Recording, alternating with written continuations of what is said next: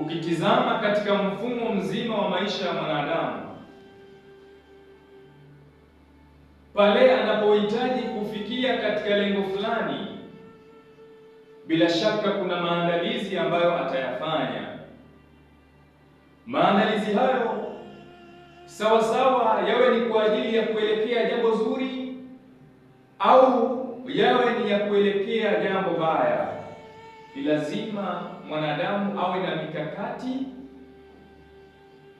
na maandalizi ambayo yataweza kumsababishia yeye kufikia katika lile lengo ambalo amelitarajia kulifikia.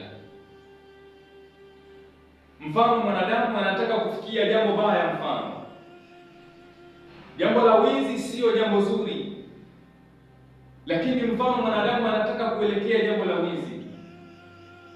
Bila shaka ili aweze kunufaika na ule wizi wake na aweze kufikia kile ambacho anakitarajia kukifikia, ni lazima aweze kuweka mikakati mizuri na maandalizi ili mipango yake isije ikafeli. Kwa nini? Kwa sababu kila kitu kinahitajia maandalizi. Na vile vile tukija katika jambo zuri au jambo la kheri, pale mwanadamu anapokuwa anataka kufikia katika lile jambo lake ambalo analifikiria kila siku, bila shaka mwanadamu huyu kuna mipango mizuri ambayo ataifanya ili aweze kufikia nini? Ile jambo lake la kheri. Mfano, mwanadamu anataka kufanya sunna ya Bwana Mtume Muhammad sallallahu alaihi wa alihi wasallam, jambo la ndoa. Bila shaka kuna hatua ambazo atazichukua na mikakati ambayo ataichukua ili aweze kufikia katika nini? Katika jambo lake la kheri. Na ndio maana tunasema ya kwamba kila kitu lazima kihitajie maandalizi ili lengo lako liweze kutimia pale ipasavyo. Leo hii tupo katika mwezi mtukufu wa Shaaban, mwezi ambao umeletwa na Mwenyezi Mungu Subhanahu wa Ta'ala kwa wanadamu kana kwamba kwa ajili ya kujiandaa na mwezi mtukufu wa Ramadhani, mwezi ambao umebeba zawadi nono, zawadi ambayo Mwenyezi Mungu Subhanahu wa Ta'ala yuwataka wanadamu wetu tuweze kunufaika na zawadi hiyo, ambayo ni la'allakum tattaqun, ili tuweze kuwa ni wacha Mungu.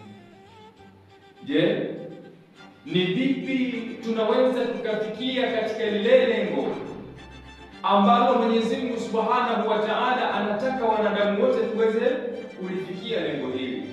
Ni lazima kuwe na maandalizi. Maandalizi hayo tutayafanya mwezi gani?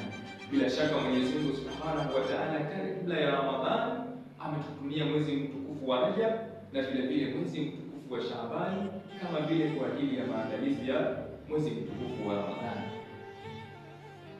Leo hii nitoe mfano tu wa kawaida, mfano ambao lau rafiki yako amekuja na kukufuata na kukwambia kwamba ndugu yangu, siku ya kesho naomba tuweze kusafiri, tuweze kutoka Dar es Salaam mpaka katika jiji la Mwanza.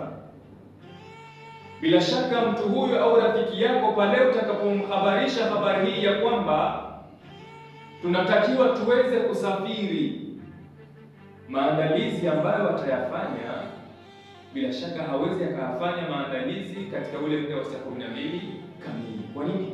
Kwa sababu ataweza kuchelewa ile safari.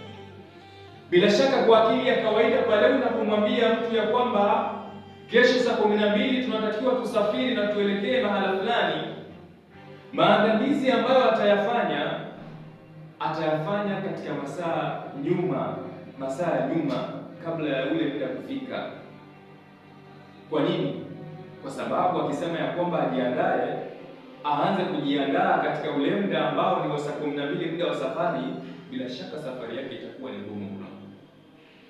Na ndio maana vile vile Mwenyezi Mungu Subhanahu wa Ta'ala alipotuambia ya kwamba mwezi mtukufu wa Ramadhani ni mwezi ambao sisi tunaitwa katika ugeni wa Mwenyezi Mungu Subhanahu wa Ta'ala. Mwenyezi Mungu hakutuacha hivi hivi, isipokuwa ametuletea kitu ambacho kama utangulizi ambao unaweza ukatumika kwa ajili ya kuziandaa nafsi zetu kwa ajili ya nini? Ya mwezi mtukufu mtukufu wa Ramadhani. Mwenyezi Mungu, kitu au lengo ambalo linapatikana katika mwezi mtukufu wa Ramadhani ni nini? La'allakum tattaqun, ili muweze kuwa wacha Mungu. Unafikiri ucha Mungu unaweza ukaja hivi hivi pasina maandalizi? Ni lazima kuwe kuna maandalizi. Na maandalizi hayo tutayafanya vipi?